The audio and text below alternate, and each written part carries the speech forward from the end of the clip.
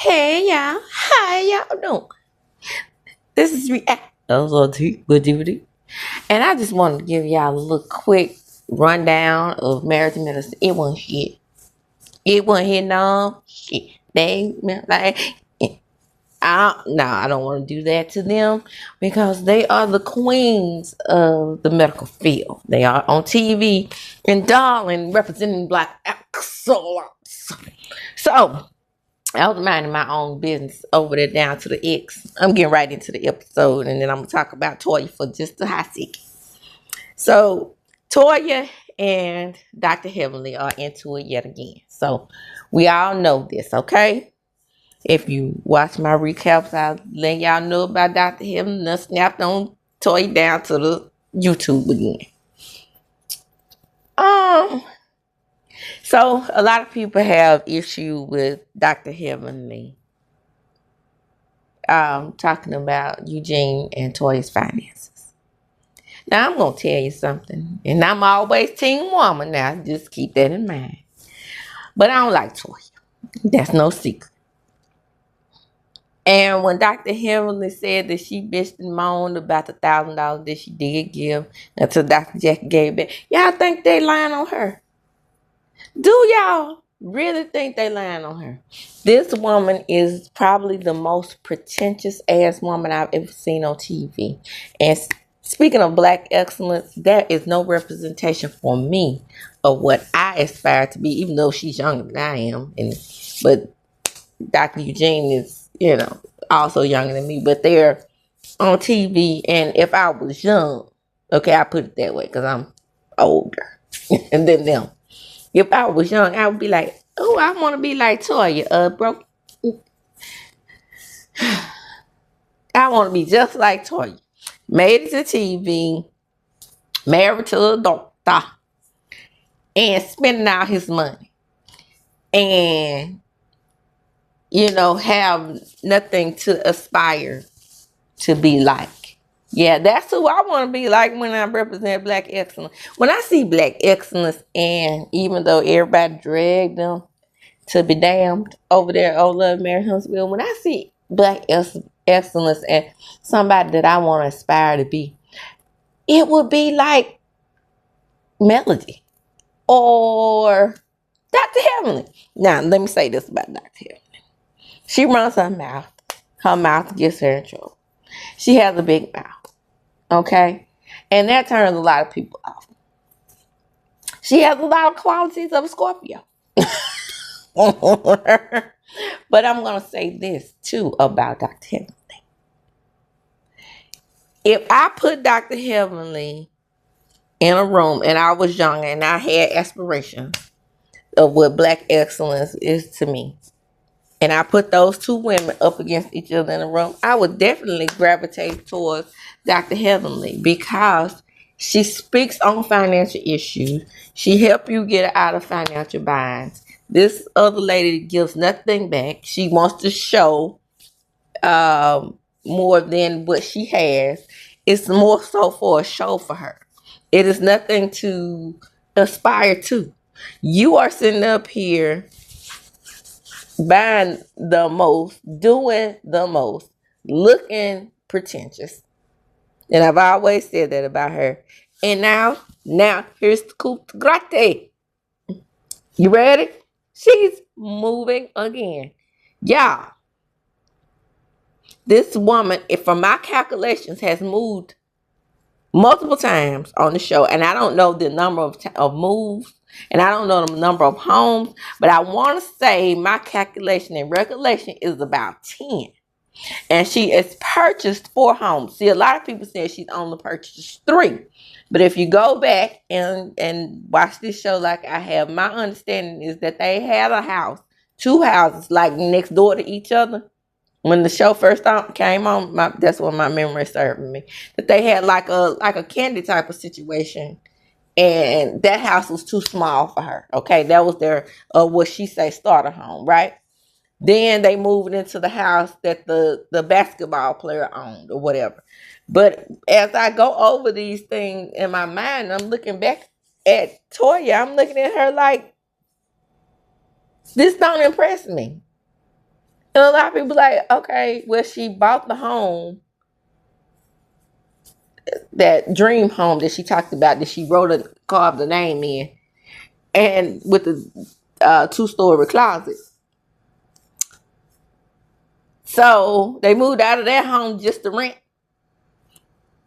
And then she said they made $1 million profit. I can't make this shit up. They made $1 million profit on a $2 million home. How is that possible? Huh? Do y'all be paying attention? Then they gained the $1 million only to rent again. In the same neighborhood. I think that that they stayed in before that Anila got robbed in. Or something like that. She wants to present heirs. And she wants to present wealth. And that just don't gel with the audience. I'm not the only one who thinks that way. I don't like her. I don't like women like her. And it don't have anything to do with her being a housewife, because I'm a stay-at-home mom. And hell, ain't no job harder than being a stay-at-home mom and mom for real. Okay? But I want to put on airs. And I've never liked people like that who just presents as if they are more than what you can. And you can see, unlike PHAEDRA and her fake ass, you can see PHAEDRA presenting with things that she's gained through her shady business dealings and what's not. But you see just loss after loss after loss after loss with Toya. And that's what makes the difference. And I don't like PHAEDRA either. She's pretentious as well. But that is the difference between the two of them. You don't see as many losses with PHAEDRA. Other than, her running her mouth, running that trap, offering up $54,000, but then only giving $35,000, that type of shit. She do that type of shit. But at the same time, you can see gains with PHAEDRA. Child, bye. Getting on back to the episode, I just saw somebody admiring Toya for buying another house. That don't impress me. Okay? Not at all. Period. ...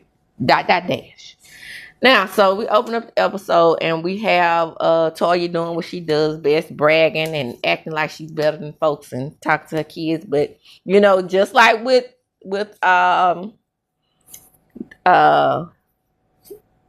Giselle, the best part of her is seeing her watch. And that's it. Everybody else was getting ready for the trip to Key West. And then Dr. Jackie gets the call about going to the White House. And that is a wonderful thing. Jackie. Let me talk about Jackie, okay? Jackie, people want Jackie off Married to Medicine. Why? Jackie is Married to Medicine. I don't like Dr. Jackie. She's snooty. And she's also pretentious. But you don't see her with losses either. If you're going to be pretentious and acting like you better than folks, be like Dr. Jackie. Have all gains. Very few losses, okay? And she lost a lot of shit. She probably lost some shit when she was talking about black women crying wolf. And I probably never forgive her for that. But if you want to see black excellence in a snooty black woman who has gains, over there, Dr. Jack. I'm still not impressed with her either because she don't take Medicaid. And if for me, if you're gonna give back to the poor and the needy, then you need to take that type of insurance. And you think you're good to take that type of insurance? Well, my understanding, hell, she don't take insurance at all. Some people say. But anyway, I don't know that to be true. But I know she don't take Medicaid. But unless you just start doing it. But that right there, you're not handling the demographic that you catering to as far as to me. Because even though the infant mortality rate is higher amongst black women, it is higher amongst black women because to me, you don't have the monies and the finances to afford doctors like you who don't take Medicaid. Okay? That's not giving back, and that's not charity, in my opinion. But anyway, they go to the White House, and they talk about all the statistics and how so many women are being at death's door or even dying by having to deliver these pregnancies and be high risk and all this, and then made to carry the babies to term, and even if their lives are in danger, they can't perform certain procedures, and that's so disheartening. It really is. And even though Dr. Heavenly and Dr. Simone did get to go on a trip with her, I do see a need for what they're doing, and I was happy to see her take Dr. Simone with her. I'm not clear on why she took Dr. Heavenly. I don't know. But, they have to give her a pep talk. I wouldn't want to be on a trip because my friends should try to. See, that's why I like Dr. Heavenly, okay? Because I have a big ass mouth like her. And I say what the hell on my mind, just like her. And that don't gel well with the people. So, I've been there where my friends had the audacity to give me damn pep talks before we go somewhere. Then don't ask me to go. Keep it pushing. Because just like with Dr. Heavenly, and I see what people don't see, I probably had the biggest heart out of all my friends in my friend group. Them some bitches. Just like with Dr. Jack and Torch and PHAEDRA. You know what I'm saying? And sometimes quiet. Right? And see, the loud and the boisterous behavior signifies that you are the one that people need to be watching. No, you need to watch them quiet bitches like Jackie. Okay? So, anyway, moving right along. So they getting ready to go on a trip. Like I said, this episode wasn't good to me. They getting ready to go on a trip. They shading each other as usual. Nothing to see there. They make it to the trip, and they have several teams. What is it? Team Shark, Team Goldfish, Team Starfish, and everybody wants Dr. Steven on their team. Steven on this team because he's a former football player. When I saw Steven and Mimi together, that kind of made me nervous because I started thinking of her as a psychiatrist with finances together. And I'm seeing him as like a Ed Hartwell. I don't know why I got Ed Hartwell and Lisa Wu vibes from them. I don't know. I don't get that they say he's a retired football player, but I don't get Chris Samuel from that whole interaction with them. But anyway, that's me in there. Anyway, and then they had a team snapper, and Sweet Tea was on that team. And child, y'all, I was over there minding my own business and watching I almost called Rodney Doctor. Child, what the hell? Rodney the Voice. I was watching his show because I'm a cousin, y'all. And I was talking about, I had seen that before, but I didn't put two and two together about the sweet and savory. Yeah. And then on this episode, they get some things together and they start throwing away stuff that Quiet once had there. Well, what did you think when you moved in that lady house? You didn't think that you were going to see some things or reminisce of her scent probably all over the house. They say Quiet wear that good expensive cologne. You probably can't even get that out the damn sheet. Child, I can't make this stuff up.